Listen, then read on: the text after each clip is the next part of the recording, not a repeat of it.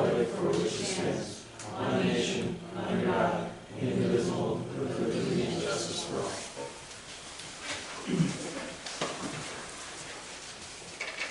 Our first order of business tonight is to adopt tonight's agenda, and I don't believe there are any changes to the agenda. Motion to adopt the agenda. It's been moved and seconded that we adopt tonight's agenda. All those in favor say aye. Aye. Opposed? Motion carried. Guest presentations. Yeah, so we've got a couple tonight. And our first group is our video editing group. What was the actual name of the competition, you guys? Video production. Video production? Okay. So this is our video production crew, and they just went to regional BPA competition this week, and they're going to show us their product. Okay. I'm pulling it up right now. Give me a second here. Do you guys want to talk a little bit about like what regionals was like and what that competition was like? And do you have to present anything, or do you just submit the video, or how does that work? So we just submit all of our works-cited script and the video in, and then the judges will watch it before we walk in and present. And we have like 10 minutes to present it. We kind of have some time to practice at regionals before like this room. Then we just go in 10 minutes, present, and then we're done. The judges will tell us a little bit about what we need to work on, stuff like that. We also present a storyboard for like what we did for the video beforehand.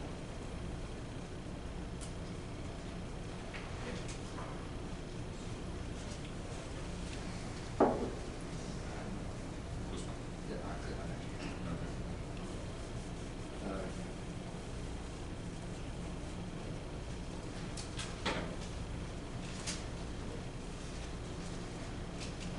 And then how did this, how did you guys do with this?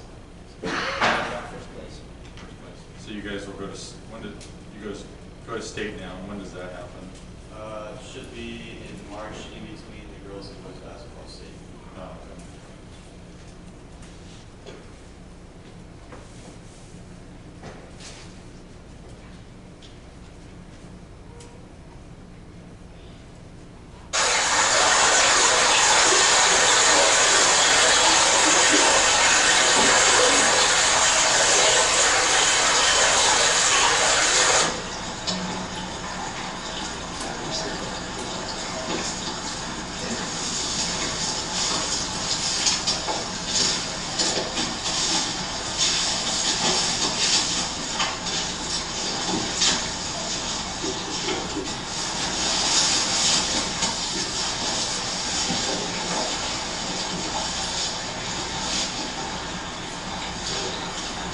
There has to be a tiger around here somewhere. There's not many of them left due to poaching. Tigers are also dying, so their habitat's being ruined by deforestation. Come on, guys, let's keep moving and focus on the tiger.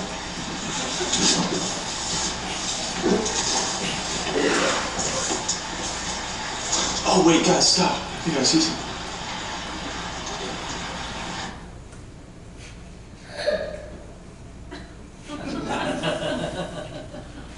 We need to find a way to help preserve these beautiful creatures.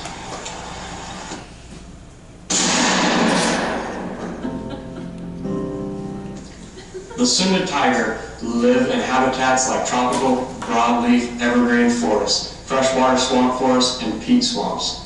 The island of Sumatra is the only place where tigers, rhinos, orangutans, and elephants live together in the wild. The presence of the Sunda tiger is an important indicator of the forest's health and biodiversity. Protecting these tigers and their habitat means many other species benefit, including people and other wildlife creatures. The species of Sunda tigers are critically endangered. They only have a population of 400 left in the world. Their scientific name is Panthera tigris sundega. They typically weigh around 165 to 300 pounds, while a normal continental tiger weighs up to 610 pounds. The males are typically heavier than the females, and Sunda tigers are around 2.3 meters in length. Here, 40 of the Sunda tigers are poached for their valuable pelts, which can be sold for around $20,000. This may not sound like a lot, but considering the population size of 400, this is very impactful. Another reason for numerous tigers dying is the deforestation of their ecosystems. Not only does it destroy their homes, but also separates groups of tigers to make reproduction more difficult.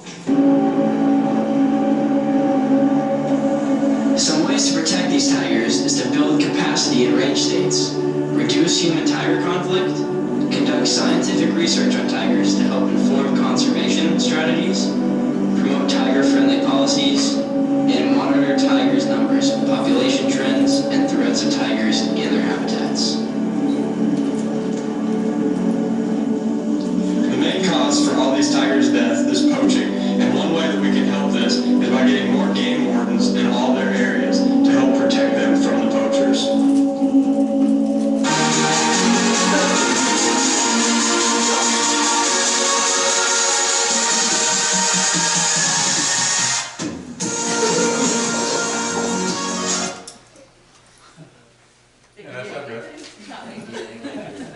We got a question. So you talked about 2.3 meters. How many is that feet length? Did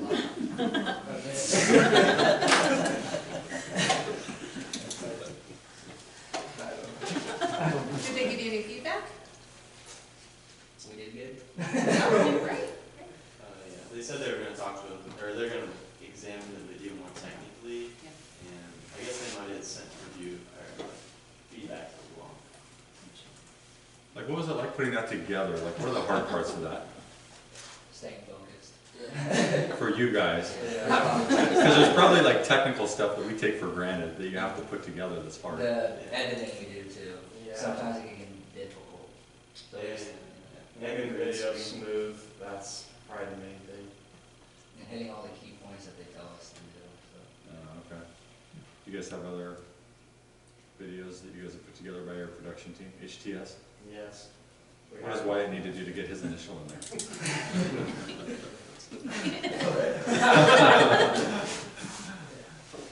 Okay, thanks guys. Good job. Thank you. Thanks guys. See you. Thank you. You're up, Lisa. This is Lisa Hadley. Hello. For those who don't know, I took over the director spot for the 21st CCLC at the elementary. So we do before school, after school, preschool, and then some kindergarten. So I just kind of wanted to come tonight. We recently got notified that the grant that we've had for the last 2 years that we're currently using to fund preschool will no longer be available next year. So right now we currently use that grant to completely cover preschool. So to staff preschool, to get supplies, and buy the curriculum that they need to run preschool. So I just kind of wanted to bring it up that we won't have that next year, and just kind of looking for some feedback and. How much? How much money? How much money for is the grant? Yeah. Right now the grant is 60,000. Yeah. It's a full-time preschool teacher and then an aide. And all the supplemental. And it runs 2 programs. 2 programs. So morning and afternoon. Morning Yeah. and afternoon. How many kids? Right now we have 18. Last year I think we had closer to 30 that we ran it with. Yeah, this year's a little smaller, but 2 different classes, and then yeah, full-time teacher and a full-time aide. So we'll be looking into some other grants, but that was kind of the really big one that we've been using to run that.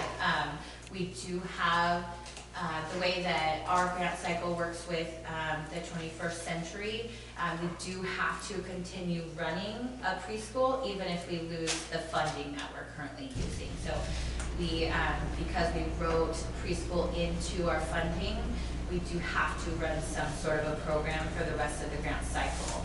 And that we still have 3 more years on the grant cycle. So is it just the preschool part of the after-school program? Yes, right now, the preschool is the only one that is being funded by the grant that we'll lose next year. So. And we'd be educating children younger than 5? Yes. Which violates state law, but we did it through the grant. So. So I don't know how we're gonna fund this. So currently, the 21st Century does fund for half of kindergarten. So that is in, where we fund half of kindergarten, half of the salary, half of the benefits of the kindergarten teacher.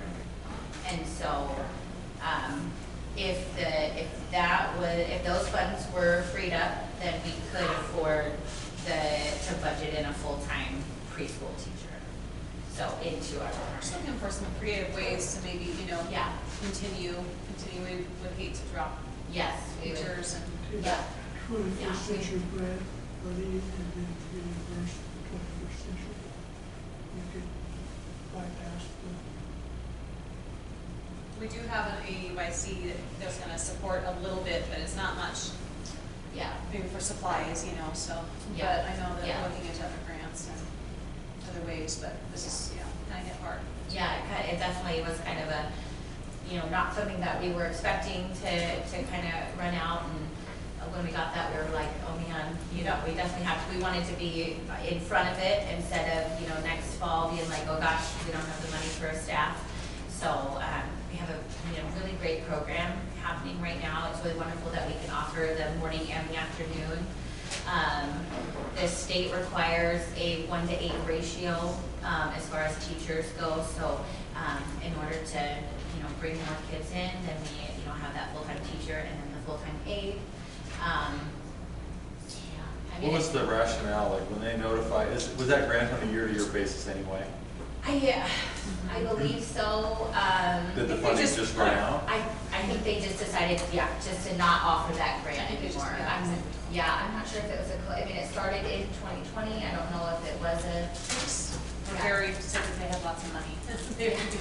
And they like us as a district. Yeah, so. they do, and that's the same, so AUIC said that even though that grant is not available, they do have some other options, but again, it'll just be a lot less.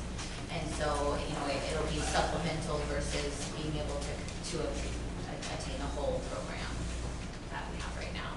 We have a wonderful program right now. And how many years do we have left on the 21st Century grant? 3 more years on this grant cycle. So we're in our fourth, or our second right now. We're starting on, we're in our second. Yeah. Yes. Okay. Yeah. So 3 more years on this grant cycle. And can that be amended, the 21st Century? We cannot remove programs. So we can add programs. That was how we funded preschool initially in the middle of the grant cycle, was we can always add programs, but once a program is added, we can't remove it. So because preschool was added to our 21st Century grant when we wrote it this last time, we cannot remove it, or we risk all of our funding going away. So we have to run some sort of preschool. Is kindergarten in there as well? Kindergarten is in there, yeah. Because we use the 21st Century for kindergarten. Yeah, it is in there. So the before school, the after school, kindergarten, and preschool. So preschool can't be removed and kindergarten can't be removed either.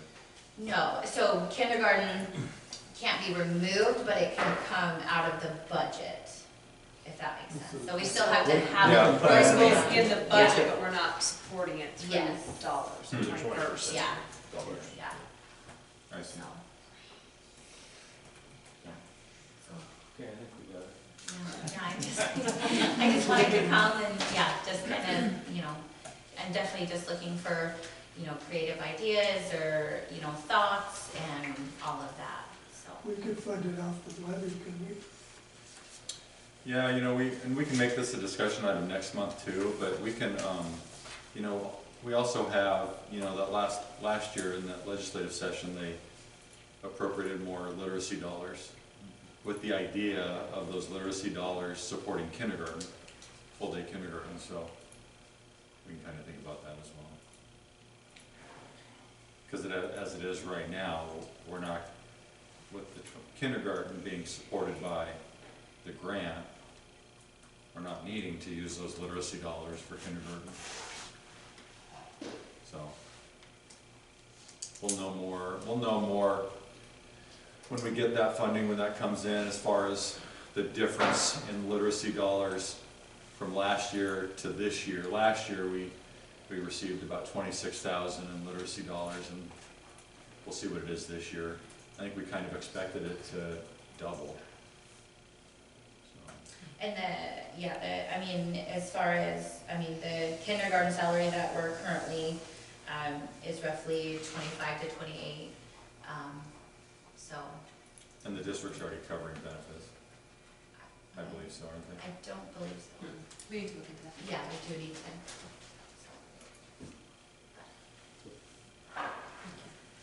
Any other questions?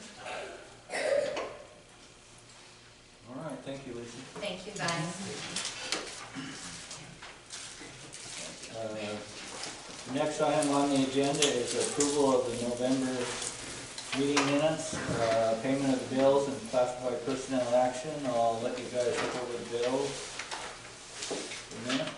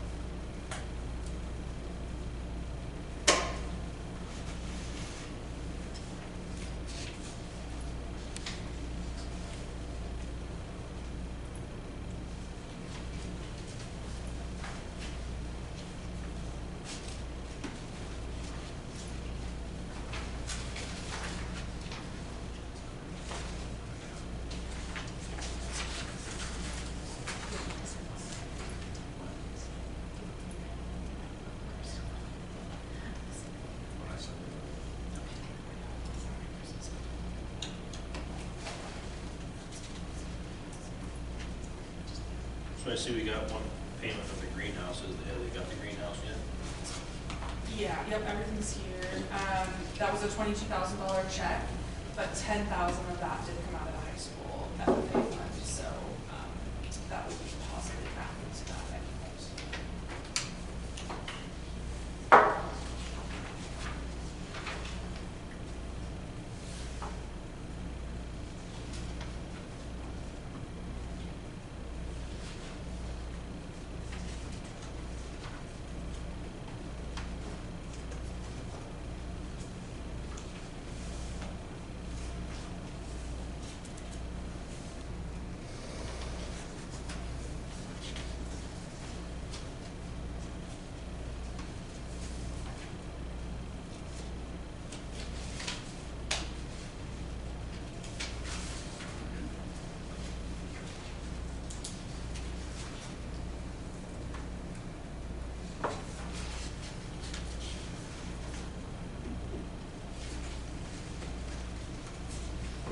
Crystal fans.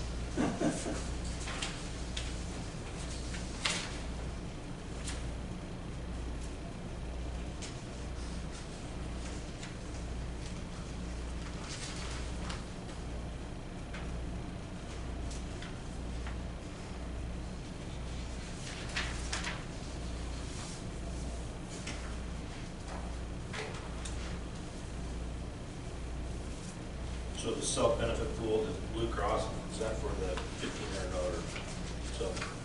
HRA. Well, there were two payments made to Blue Cross. One was for about $88,000. That was for back pay of what we owed last fiscal year. Okay. But the $1,500 HRA will also be coming out of the benefit pool fund to clean up the rest of that fund.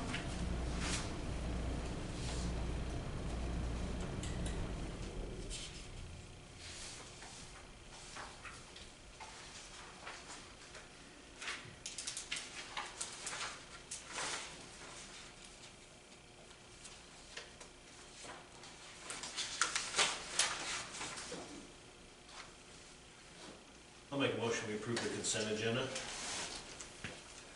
I'll second it. All those in favor of approving the consent agenda, say aye. Aye. Opposed, motion carried. Patron input, okay. Financial reports.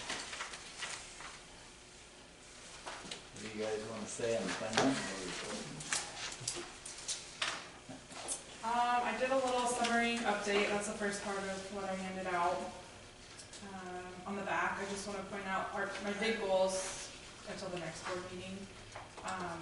Our budget needed to be imported into divisions that hadn't been completed yet, so people with funds don't know where they're at with their budget. I'm in the process of getting that uploaded now. And then from that, I'll be able to compile a monthly board report that will include bills that were paid, where we're at on our budget. Going forward, it'll give a good snapshot of where we're at each month.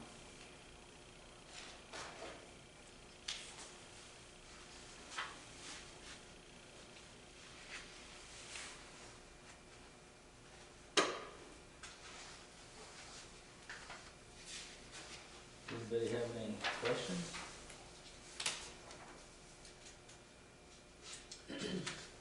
On this reading this on this about the USDA. Yeah. Yes, so with free and reduced lunches, once applications are submitted back to the districts, they are then marked as either free, reduced, or paid. And I don't understand the process completely, we're working on figuring it out, but there's a 6-week time where a pool of applicants are selected, verified. We need wage verification, living verification, etc. From what I understand, it takes about 6 weeks. You compile a report and then you send it off to the state. That starts October 1st. It was due November 15th, but the process was never started. So unfortunately, we were, I think, told December 15th, which is tomorrow, was like the deadline for when it needed to be in. We found that out last week and there was just no way we were going to be able to start it. So going forward, so all of our reimbursements are suspended for our food program. Going forward, it is going to be involving the USDA, which I don't really think is a bad thing. I think it would be good for our accounting and our food program to maybe have an external audit from the USDA to kind of see where we're at and make sure we're doing everything we're supposed to be doing. But until that is complete, our reimbursements for the food program are going to be suspended. And when will they do the audit? We don't know. We're in the process of figuring that out. They will require like an action plan and so forth. Yeah, corrective action plan through the state. Yeah. And the state would require it too, but the USDA is just going to be more thorough with what they require with that.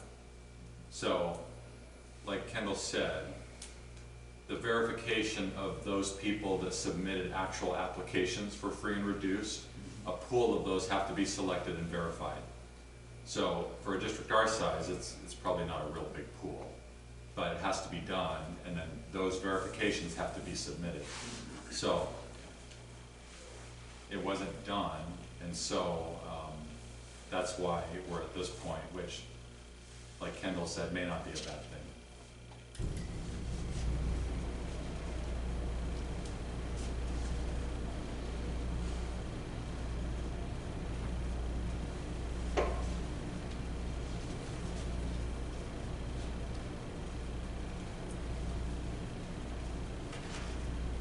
Any other questions, Ken?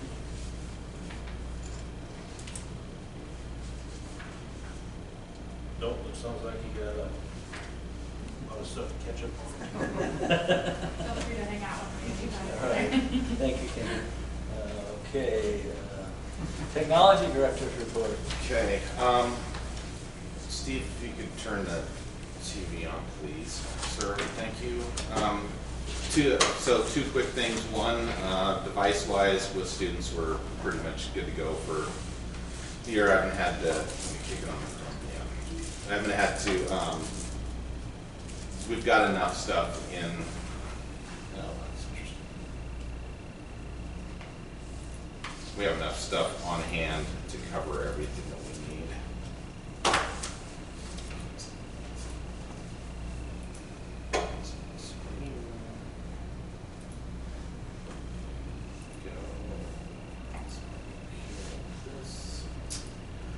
The second thing is that I got notification that we think we have all the parts for the front door security systems. So I'm scheduling with CompuNet to get those installed. They're booked out through the rest of the year, so it's going to be January sometime for us to get all that stuff installed and put into place. So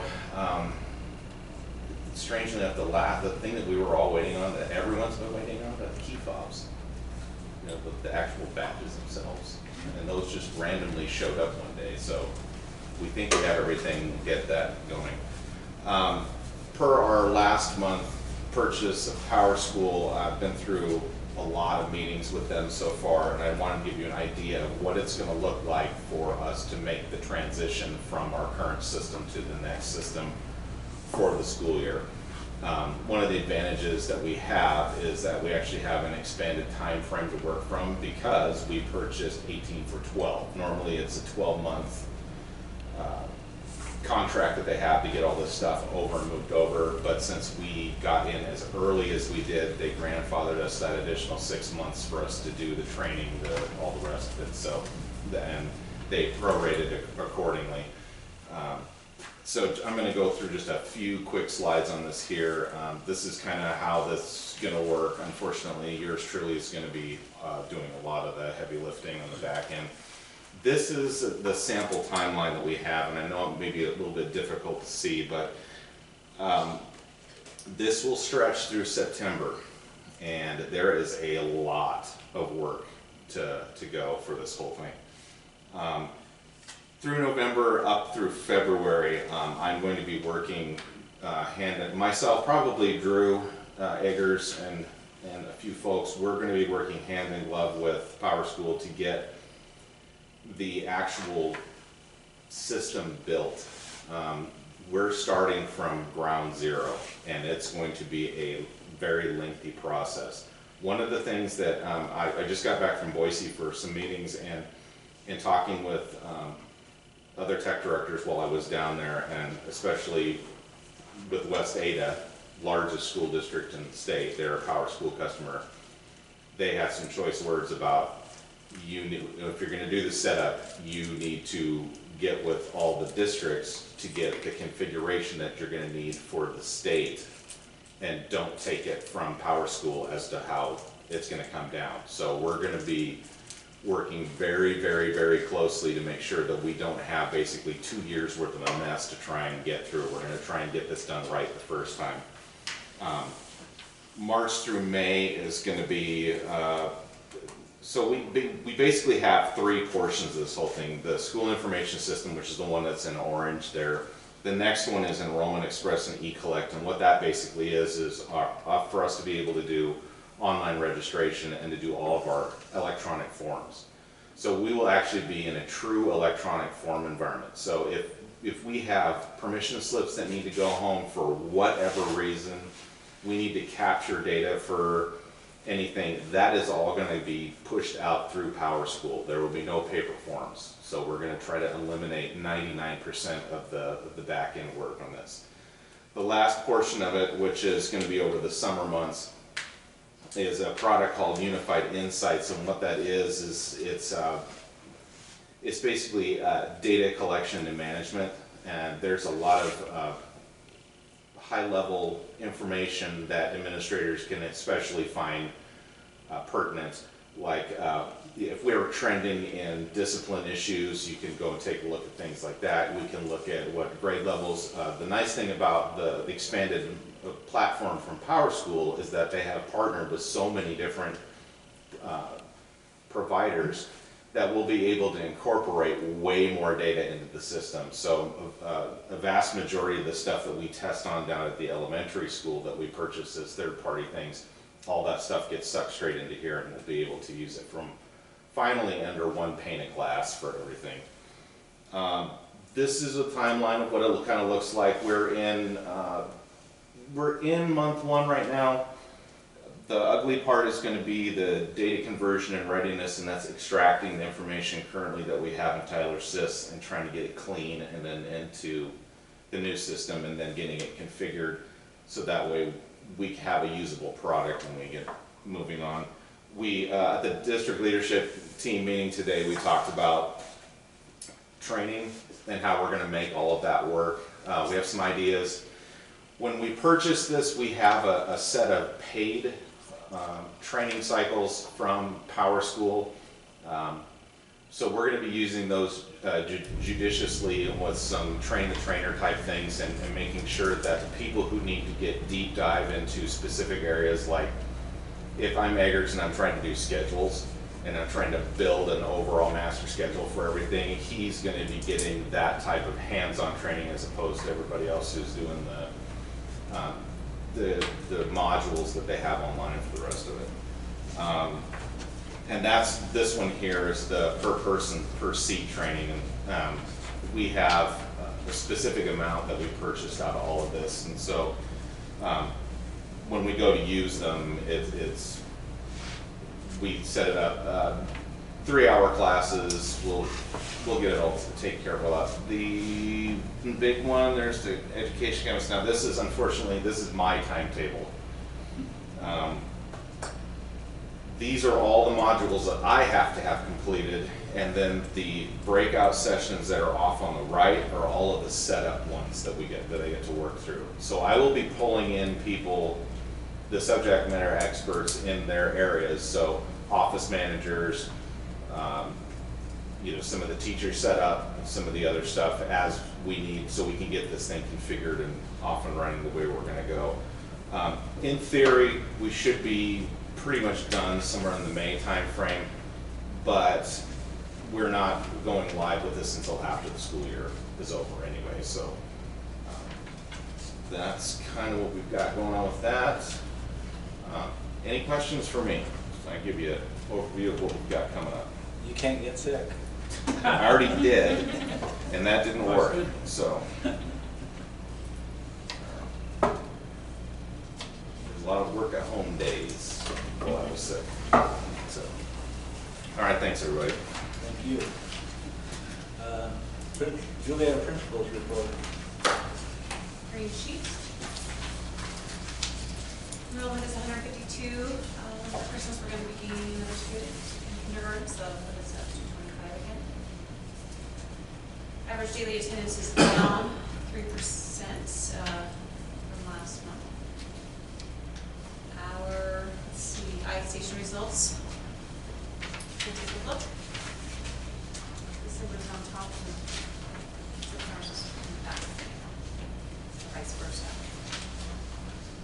Some areas are looking great, they're really strong.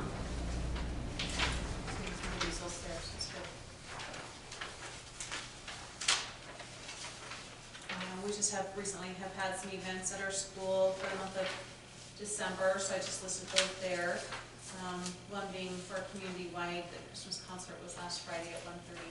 We had a huge turnout, so it was great to see everybody there. We had that mural, I talked about that mural that was painted in our cafeteria by Diane Giroux, and next month we're going to invite you guys to come and listen to this little presentation that's the history of the painting, and we'll have that in the morning sometime, so you guys are going to be invited to that. But we're excited about that. That's finished, and that also that day of the concert we had a little, just some students that spoke, and if adults wanted to come through and look at the mural, so that was kind of a fun thing for our kids to do.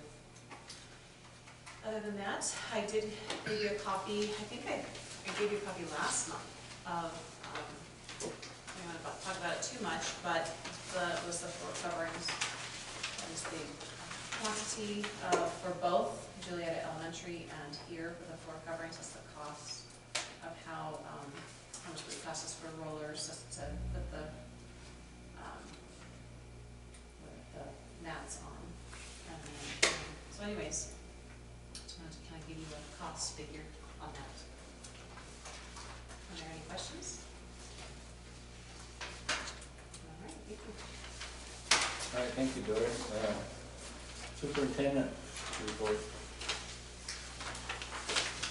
Okay, we are at 137 right now. That is, I think it's down 1 from last month, is what it is. So, our students of the month in the category of STEM students of the month were Caleb Olson and Rose Stewart. Under discipline, We had 8 referrals over the last month, 3 suspensions, and no bus referrals, and our attendance is about 92% over the last month. Under athletics, there's not much to report there. Girls and boys are in their high school seasons right now. And we did not have a winter cheer squad this year, just due to a lack of turnout. We had our winter concert last week, so students from choir, high school band, and junior high band performed. We are beginning ISAT interim tests at the high school beginning tomorrow, so that will be science, English, and math. You know, we're trying to boost those ISAT scores. We're trying to reinforce the importance of that test with kids and improve those scores. So one of the things that kids requested last year was practice tests, and so we're going to start it now and leading up to testing in April, I guess, end of March, April, practice. We had senior project presentations conclude yesterday, and a panel of staff members sat in on those with the class, and kids presented, about 3 kids per day during that class, and those went pretty well. We were happy with those. Presentations were good, kids worked hard on them. BPA regionals took place on the 14th at the U of I. We had 17 kids participate, and 10 of them qualified for state. I passed out a handout that just showed the classification numbers from November for IHSAA. Thank you. Looks like this. As you can see on the side with the 1A Division 1 and Division 2 schools, we're up there at the top of the, under 1A Division 2. Our November number was 94 in the high school, so once we get that March number, that'll be averaged, and all signs point to moving up to Division 1 in a couple of years. So next year would be a grace year, and then we would be a Division 1 school the following year.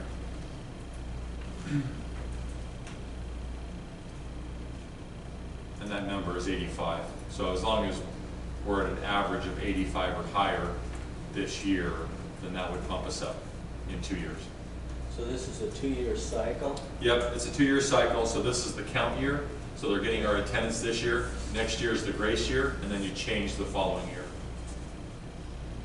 And it doesn't look like we're ever going to fall below 85 for a while. Yeah, time will tell, yeah. And they, you know, they could always change the numbers, but I don't think there's any talk of it right now. So it used to be 99, didn't it? Yeah, I thought it used to be 99. It did used to be, yeah, yeah.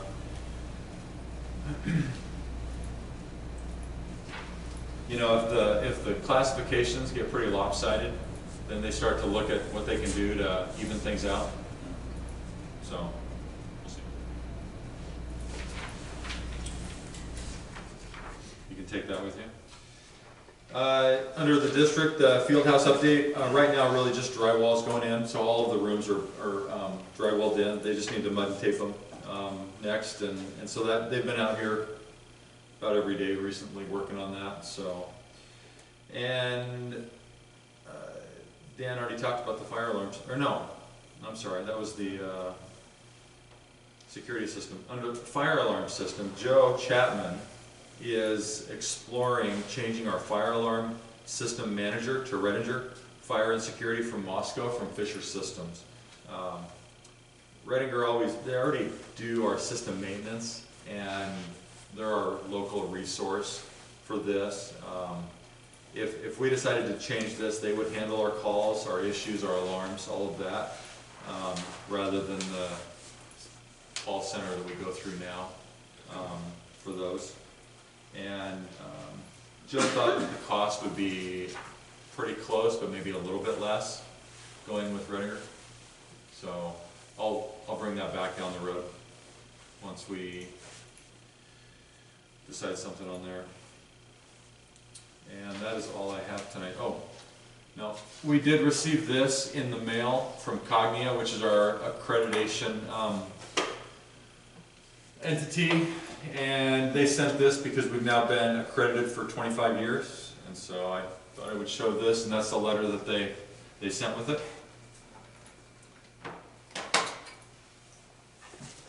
And that is all I have. Any questions? No? Thank you. Any trustees reports? Trustees reports. Okay, we'll go right into strategic planning.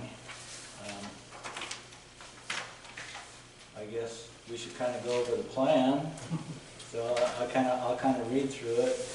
Basically, if you remember, this started out as a survey, and then that was last school year.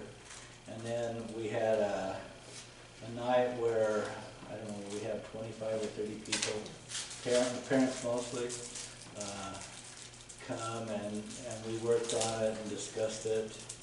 And then ISBA was involved too.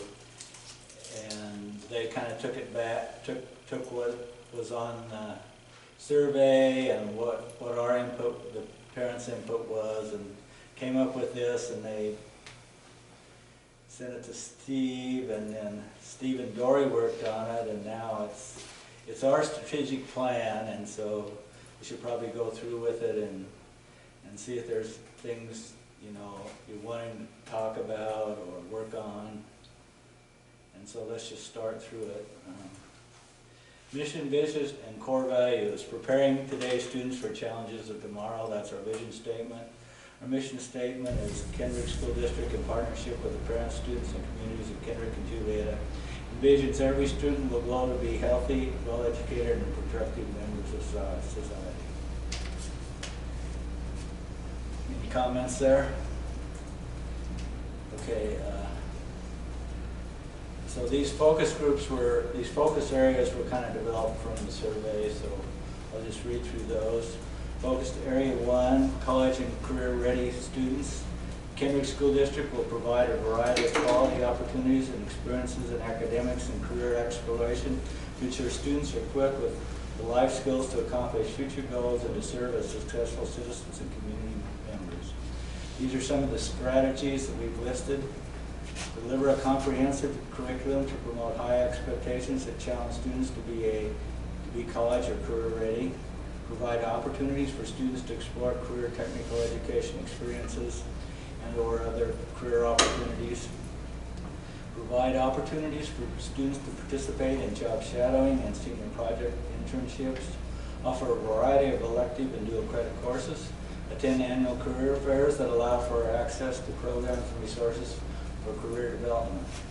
And the indicators that we're going to use to kind of mark project progress with this strategy is Idaho Standards Achievement Test, graduation rate, number of students completing career technical, number of students participating in job shadowing, dual credit courses, student participation in college visits, and ASVAB participation, which I assume is armed service testing, if you want to go like into the Army. So any comments on that focus area? Anything we left out? Okay. Focus area 2, school and community communications. Kendrick School District will actively communicate and work with stakeholders in the education, support, and general activities of students in the school. Strategies. Develop and establish protocols for posting grades with the student management system for applicable staff to follow. Provide training to parents on district-chosen platforms for communication, student management, and learning management systems. Provide timely district information, including school board information, online and available to the public. Key performance indicators, written protocols for posting grades, and platform tutorials provided. Anybody have any comments on that part of it? I attended the session that we had with the parents. I kind of got a feeling from the group that they felt like the communications weren't as good as they could be. That was just my feeling, so I don't know. Just take it with a grain of salt, I guess. Anybody else have any other comments on communication?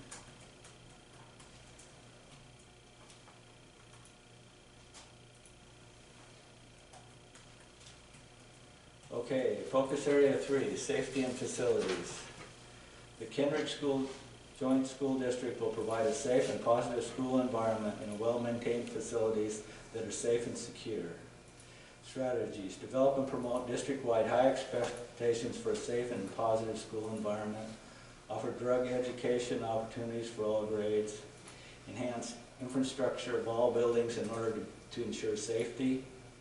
Provide staff training on state safety protocols, and install an intercom system with locking doors in all school buildings. Performance indicators would be the safety inspection report, number of student referrals to office, number of student suspensions, drug education opportunities. Or does anybody have any other items there? I had one that maybe we could put down under key performance indicators, and that would be number of bullying incidents, just because of it. It's probably a pet peeve of mine, but I think it's important to mention somewhere that, you know, bullying is still a problem and it needs to be worked on every year. So,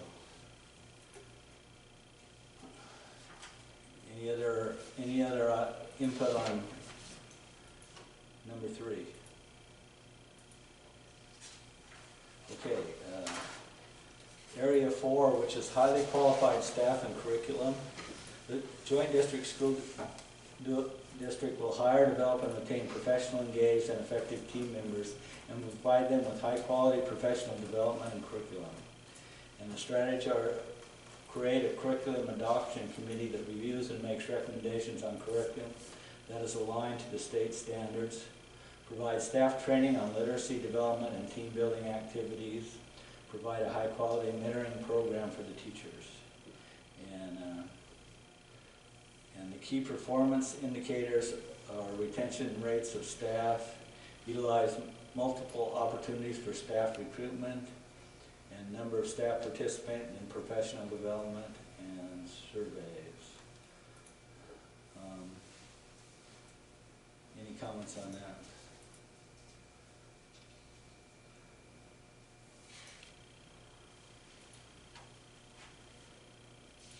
This is mostly directed at, I would say it's mostly directed at teachers, but having qualified other staff members, aides, is important too, and training for them. So I don't know if there's a way to put that in there, but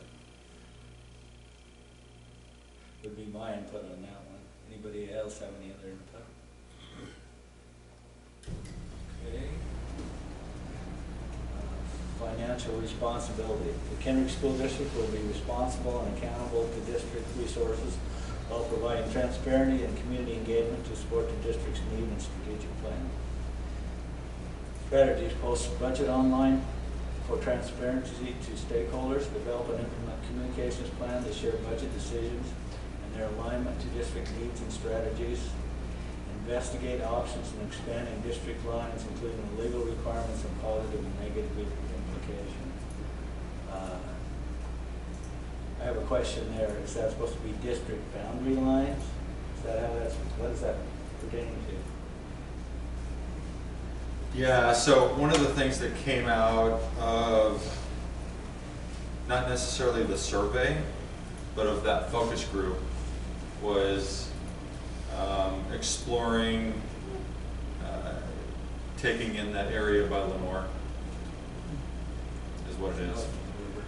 People have kind of talked about it here and there for a long time.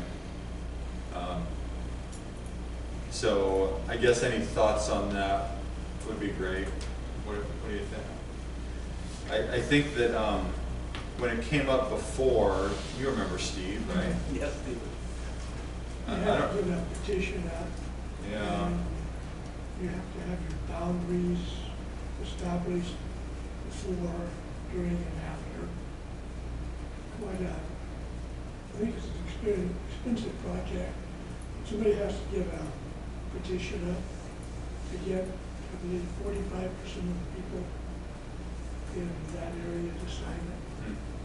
Then we present it to the state. It's a doable thing, and it would bring more money to the district.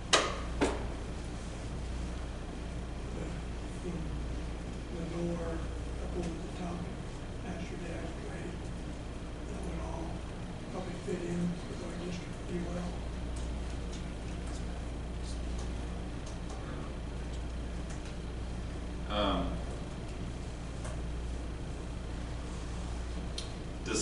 Do the folks that live in that area have to drive this, or is it a school district?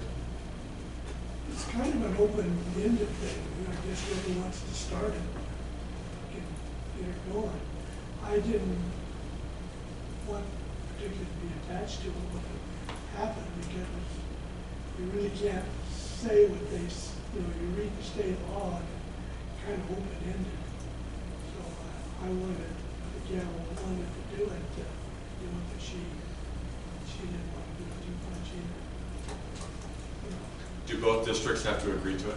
No. It's up to the state to make the The decision. state makes the decision. Skip Grant is trying to do that with Cammy and Whiskey. I saw that, yeah. But apparently their petition didn't include a lot of people. That was my kind of feeling from what I read in the paper. You gotta get people who are willing to go along with it.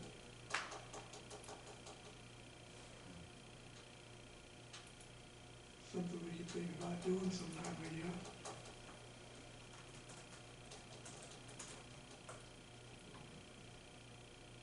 There's a lot of money down in Lenore, and their tax rate is pretty good. I don't know what vineyards are taxed at, but. Vineyards and those houses right across, right past Lenore, up on the hill are fairly high-end houses, and the winery, both wineries are pretty high-end. Look at it again, maybe come up with some ideas. Then you wouldn't want to drive through that way very often. And also, one of the places in the mountains, like down here.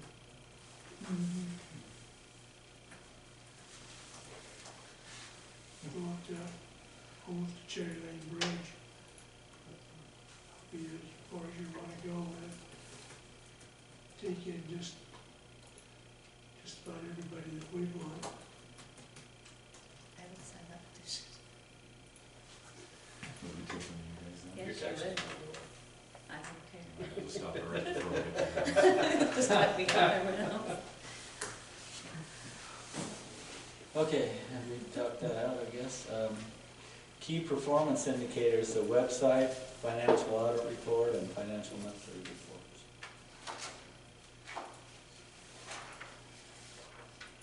Focus area 6, the extracurricular activities. The Kendrick School District will actively promote and support development and enhancement of a variety of extracurricular activities for all students in the district. Provide increased opportunities for students to create and participate in student-created clubs, offer STEM extracurricular activities, and offer fine arts extracurricular activities. Key performance indicators, club opportunities, and number of extracurricular opportunities.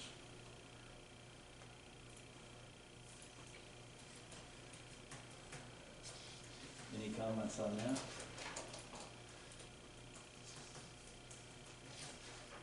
The people at the focus group are not necessarily into sports that much. But they really were interested in their kids having something to do other than just sports. So.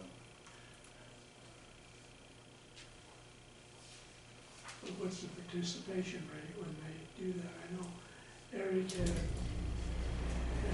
thing going after school, and it never did very well. That's the trick, finding something and being able to sustain it for kids. You know, and it's not always easy. No.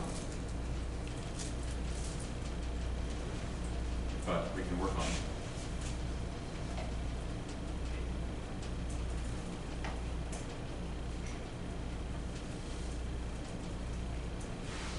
Okay, and that's all there is. So is there any, if there's no other comments, I guess we'll just move on.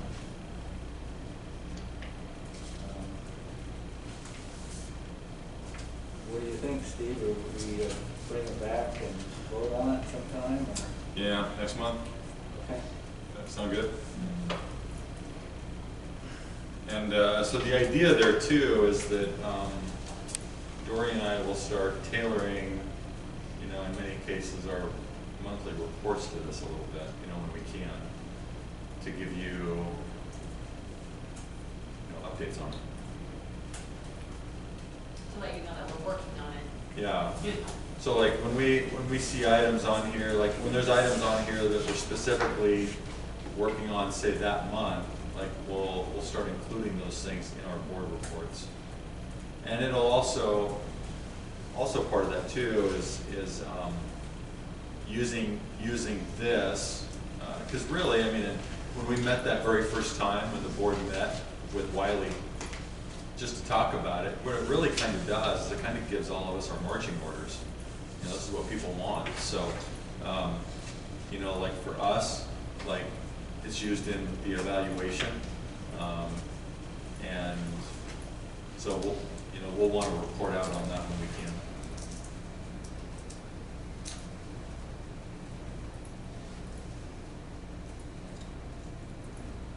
Okay, are we ready to move on to the action items? Okay, the first item is to set the Levy election term.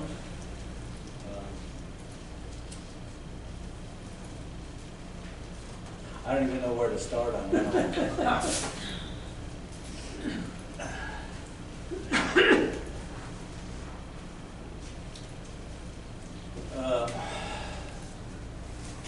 I guess if we need to clarify something, and that is what needs to be in the wording of the levy.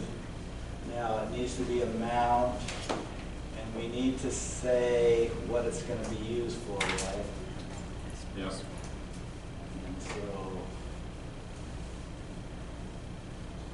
like it would be 200,000 for staff, and then benefits, like things that are in the budget. Is that what we would base it on? Yeah, in my mind, we would be able to more clearly articulate what the things that levy is going towards, you know, rather than putting it in the pot of money. And that's where we need to get to. Mm-hmm. And so on our current, you know, like our brochure that we sent out last time, I'm just pulling it up right now.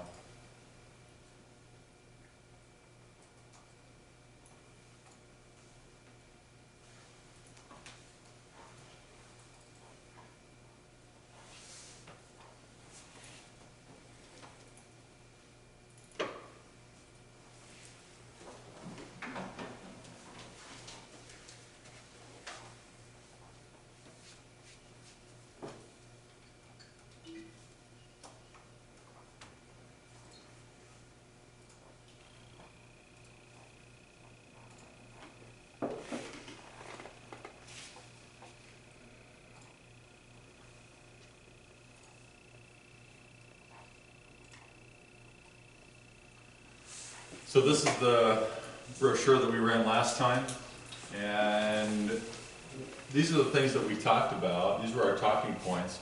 So we said school safety upgrades, we said elective classes, staffing, smaller class sizes, greater student support, technology, curriculum, school building operations, and general maintenance, extracurricular and athletic programs, and full-day kindergarten. And so, I mean, honestly, like we are supporting those things with that, but I think we just need to break it down a little bit more clearly in our budget. So the last time we ran it, so currently we're at 810,000. That's what it's been for a few years now.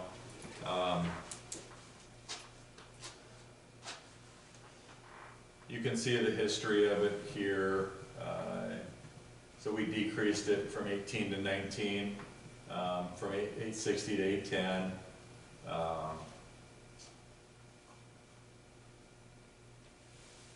You know, we do know that, you know, at that time it was about 20% of the budget. And then that was the valuation at the time. And we don't have current numbers, but you know, we'll get those by then.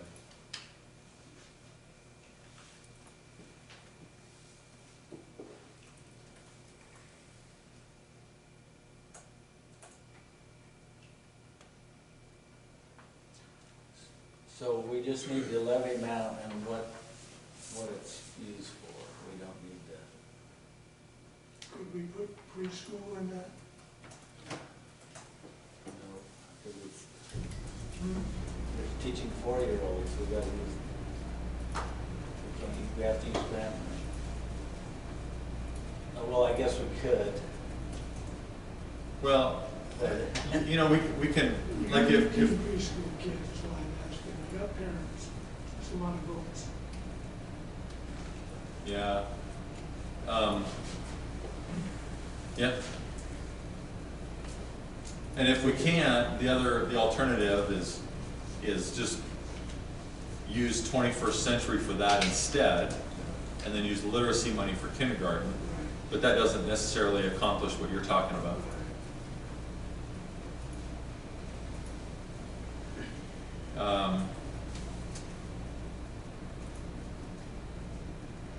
I guess you'd have to talk to the lawyers about that. Yeah, yeah.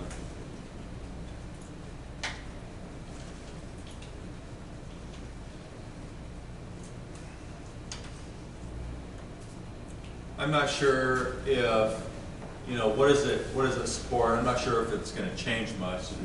I mean, staffing is far and away like our biggest expense, especially classified staff. I mean, if we look at what we get for classified staff and what we pay out, like it's a big difference. So that's probably our, you know, one of our biggest ones. And I think everybody realizes that we've had to increase wages the last couple of years. Yeah, and I do kind of expect maybe the legislature to help out more with classified staff pay this year, but I don't know that for a fact. And they're not going to probably get anywhere close to what districts actually pay.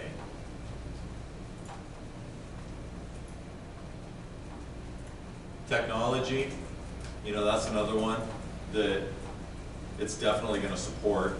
You know, when our technology funding got cut a few years ago, it hasn't been restored. So we're paying for it with the levy.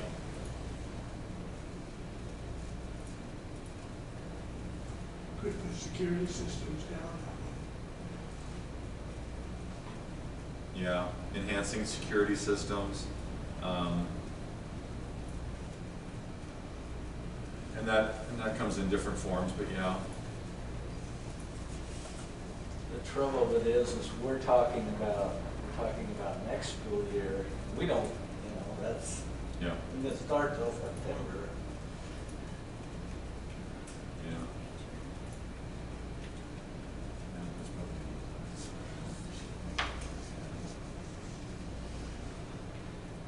So the extra money that we're supposed to get from the state works out to about $1,000 per student, but will they give it to us? mean, that's like $250,000–300,000. I don't think that's gonna happen. I don't really anticipate that. Well, what'll happen to that money, I don't know. And so that's another, up in the air.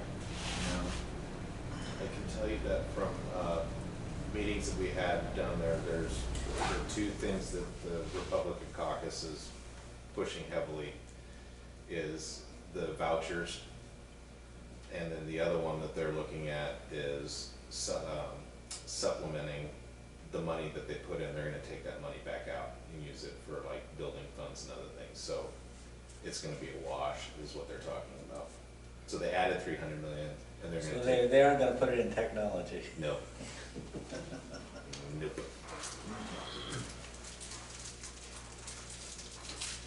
We talked a little bit in our principal meeting today about the session coming up, and one of the things that came up is the Senate Ed Committee is largely going to be unfavorable towards public education, which is kind of a flip-flop from what we've had with the House and stuff.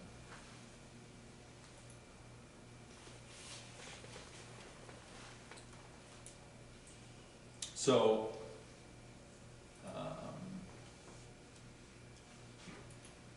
yeah.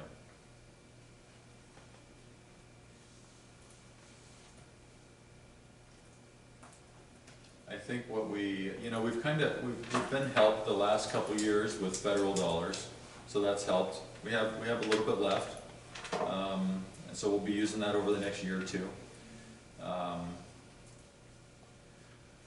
Don and I chatted a little bit last week about it, and we have had, it has been favorable, recently with state funding. I don't know how much longer that'll continue. I have no idea.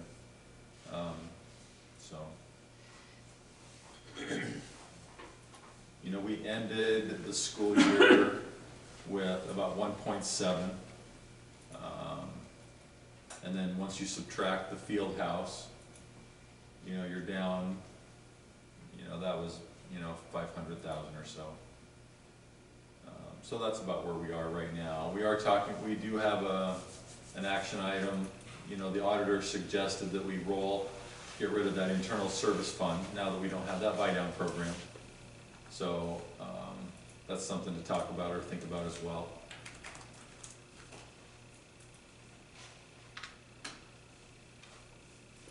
So, kind of giving you an idea, I figured that if everything stayed the same on my house, which it probably won't, but if we lowered the levy 110,000, my supplemental was 571 this year, and that would basically roll it down to a little bit less than 500, which was the year before. It was 507 the year before, so why it went up that much is that I guess farmland got a break. I don't know. So that would give everybody a little break. I would be nervous to go below 700,000, but I wouldn't think we'd be stiffing off a cliff if we did that. No, I think we need to drop it to how much I'm not sure. Positive on that. I think it needs to be reduced some.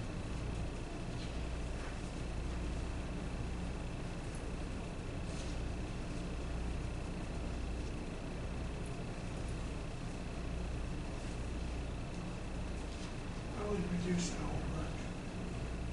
We don't know what the legislature's going to do this year. If we went down to 775 or 760, I think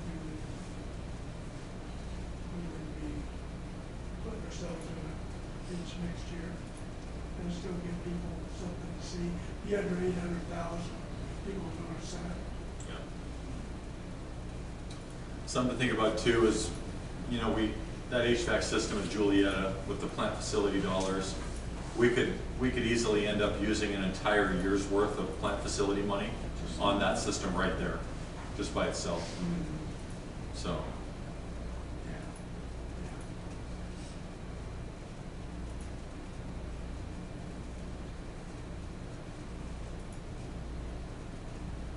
And on the support units and the number of teachers, is that close? Will that be close next year? We're pretty close right now. Okay. Yeah. You know, we've dropped a few kids at the high school, but we're pretty close right now. Yeah.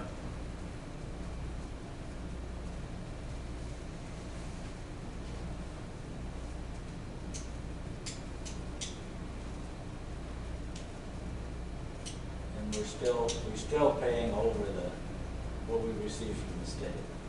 Well, yeah.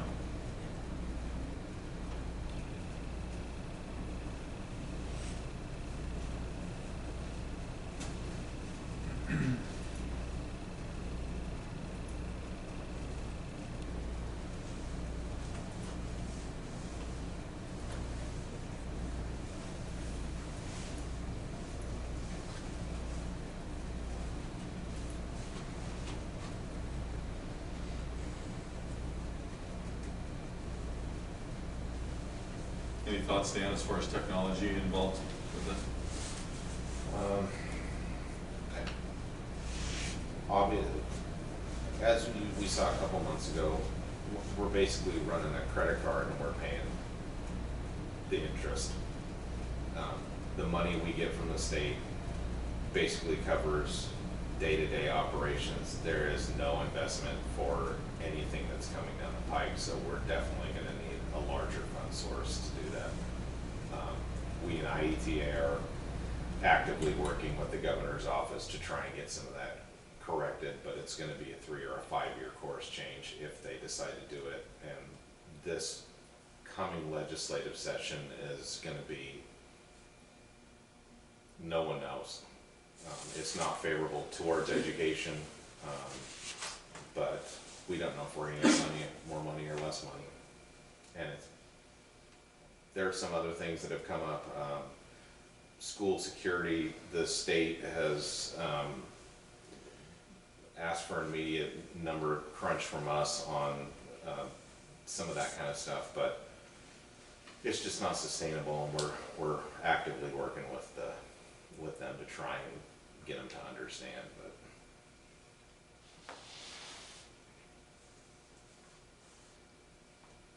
how do we feel about our finances this year? Do we feel that, do we think are we gonna build 100,000, or are we gonna? I think it's too early to tell that. That's the trouble. Yeah. I think that, we hired more teachers this year because we had more students. Yeah. And we also have more units for it, so we still have more funding for it, but we're still gonna have to pay more for it because we're paying above, and beyond, plus insurance. So we're still paying more on staffing, even though we are allotted more teachers. We've got, some of these big purchases like Power School, we're gonna try to use federal money for that, ESSER money, to cover that. So, that would be helpful. We, the plant facility dollars, we're gonna, utilize that. When we get to the point where we're ready to pull the trigger on the HVAC system at Julietta. So, I think that in the last couple of years, we've increased it by between 100,000 and 200,000 each year. I don't think we're necessarily going to see that this year, but I can't tell you that for sure. I think that here in about 2 months, probably, we'll be able to. We'll have a better idea next month where we are to budget. And what we're on track to do, but I think in a couple months we'll be even more accurate with where we are to date. And we can also be comparing that to where we were last year at the same time and so forth.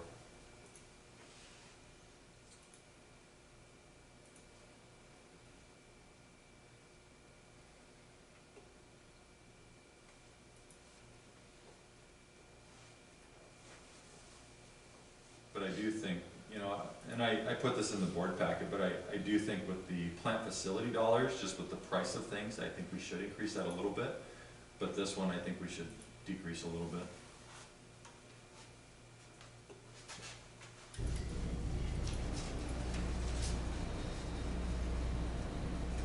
If you want to increase the plant facilities, I say you drop this to 700 in that range.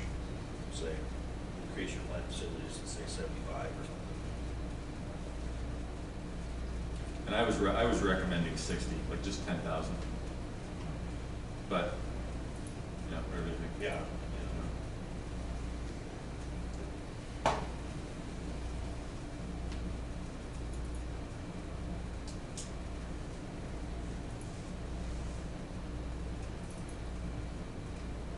I think that, yeah, I like Steve said, I think that if you get down below 800, people will notice that.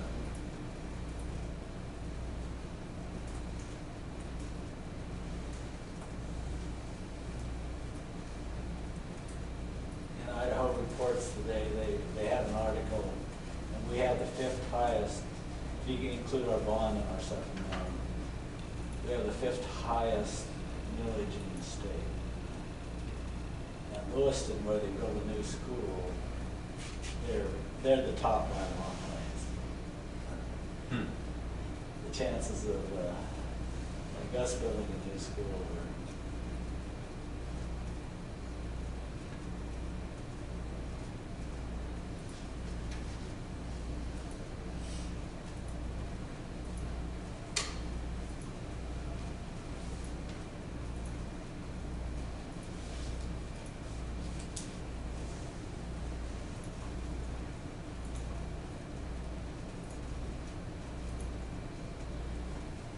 dropped it down to 750, and where's the other 10,000? That'd be a good compromise. gonna put that in the form of a motion.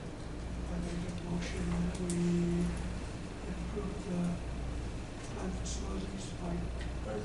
Just the supplemental, right?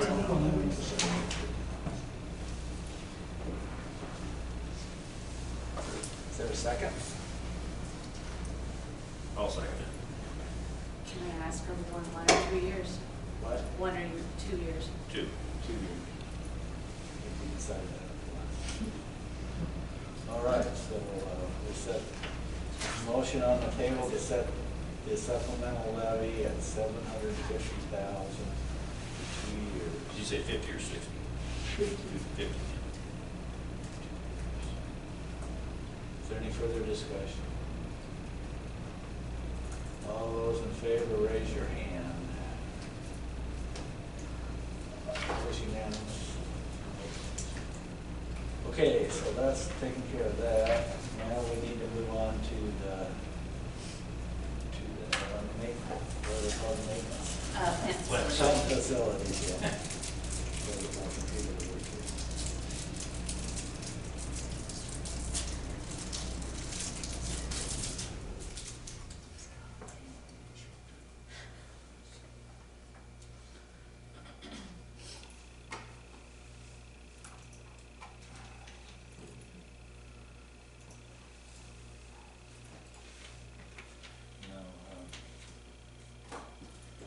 I'm fine with 60,000 for 5 years. I'll make a motion to run the plant facility levy at 5 years for 60,000. I'll second it. So moved and second that we run the plant facility levy for 5 years at $60,000. Any further discussion? All those in favor, please raise your right hand. Motion carried unanimously.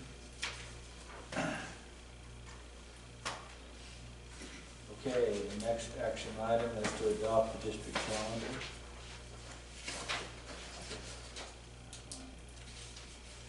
Do you have anything to say about that, Steve? It looks basically like the last one, so. Yeah, same number of days. Some of the teacher work days were moved around a little bit. The district leadership team wanted to move those around to different locations. Other than that, no.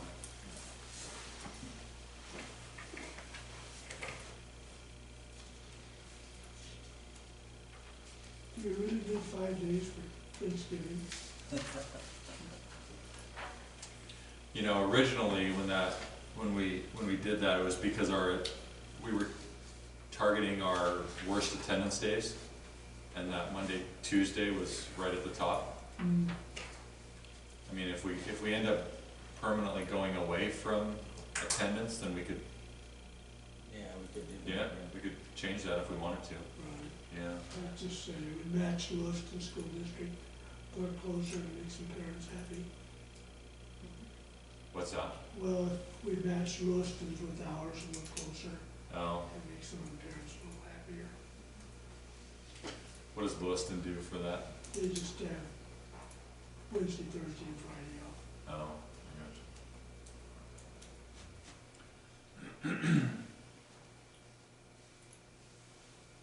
well, ultimately, like, this calendar is set by, you know, this is a recommendation, so.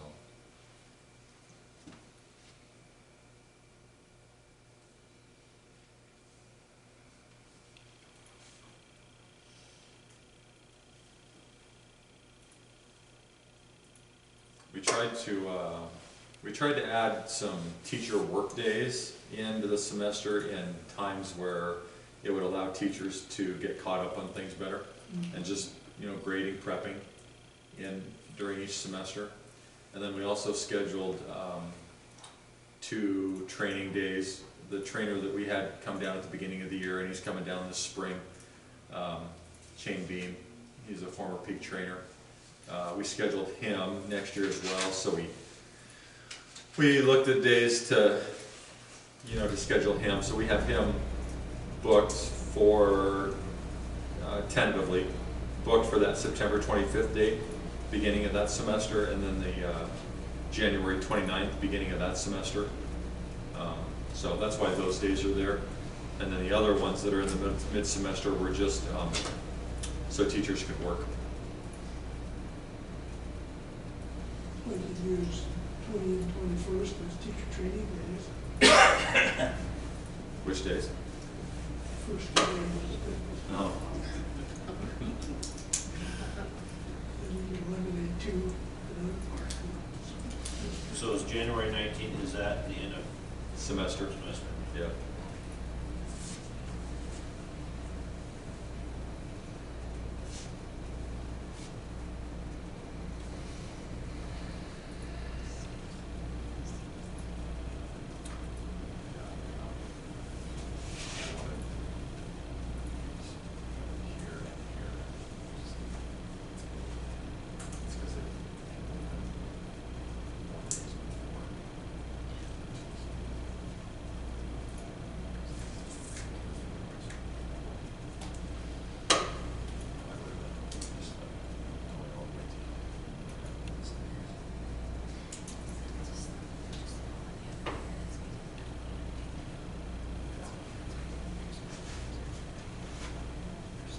I'll make a motion to adopt the 2023-24 district calendar as presented.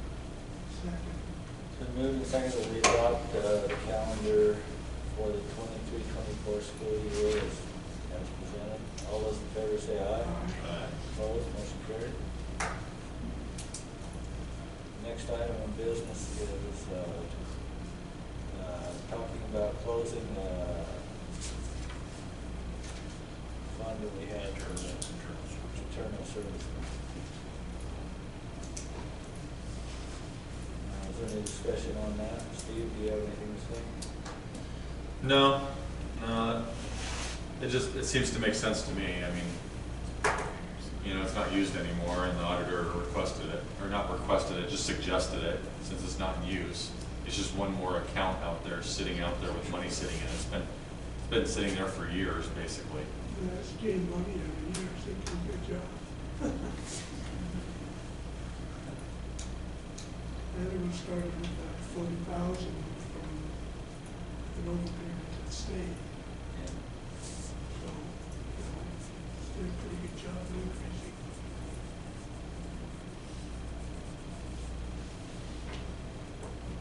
And then we don't use it for insurance anymore, do we? Oh, I mean, it could have helped to pay that, that buy-in. If we put it in the general account, general fund, we can use it for whatever need we get. Will be any unhappy teachers? No. Well, they were claiming for the wrong for a while.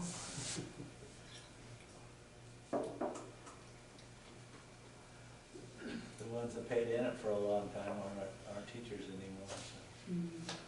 I move we close the internal service fund and move it to the general fund. I'll second it. It's been moved and seconded that we close the internal service fund and roll the money into the general fund. All those in favor say aye. Aye. Opposed, motion carried unanimously. Hire the business manager. Exciting.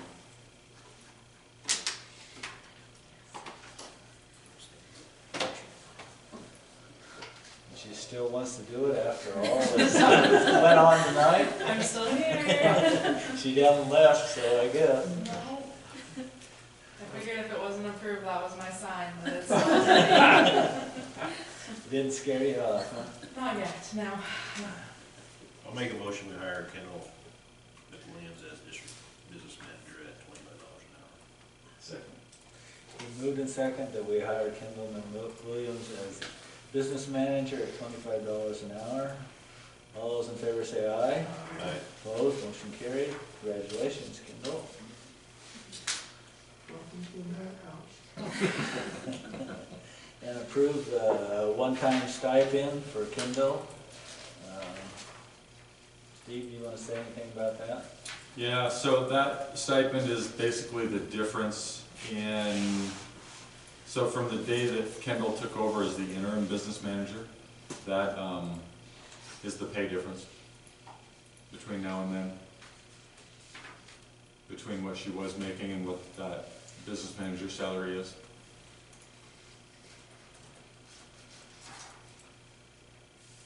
I'll make a motion to approve the one-time stipend. Second. Been moved and seconded that we approve the interim business manager's one-time stipend. All those in favor say aye. Aye. Opposed, motion carried.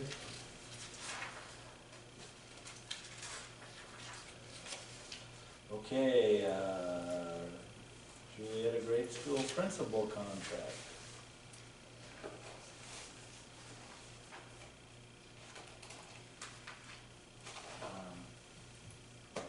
She only gets 210.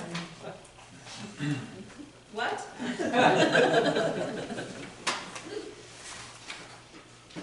There's 365 in the year. 364 working days. 95 days out for Thanksgiving.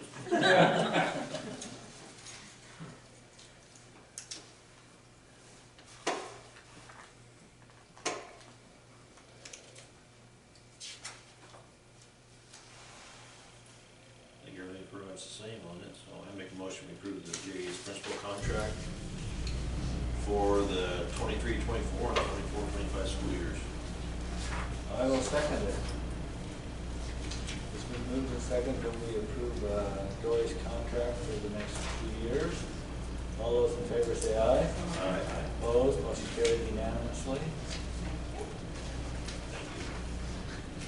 And then the next item is the superintendent's contract.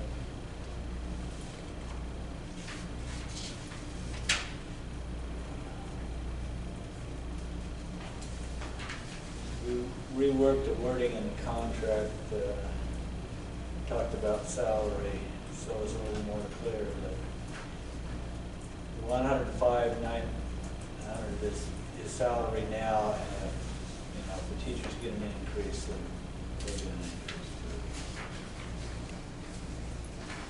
You got it there, negotiating hours, so Seems like an odd situation, huh?